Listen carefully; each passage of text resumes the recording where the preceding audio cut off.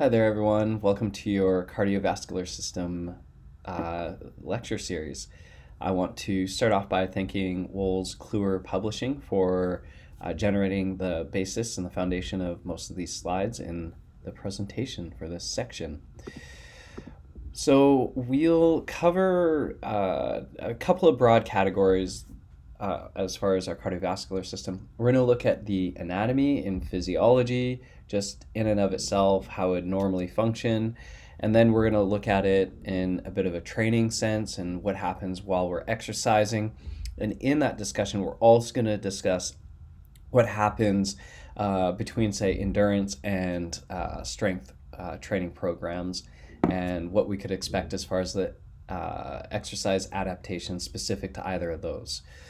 Okay, so again, that will come through 4 video sections, I guess you could call them. So we'll cover the anatomy, we'll cover the physiology of the cardiovascular system. Again, that's your heart and the blood vessels.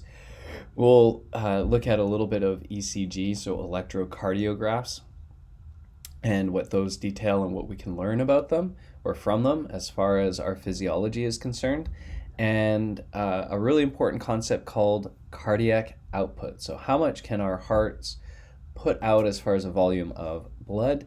And we'll look at the components and factors that play into that. Really important for understanding the last section, which is exercise adaptation. So we'll look at it both in the context of what's happening to our cardiovascular system immediately while we're exercising, but we'll also look at training adaptations that occur. And in particular, we're going to compare our endurance type training, so aerobic based training, to our strength based training, or you could think of it a little bit as anaerobic or power or resistance training. Okay.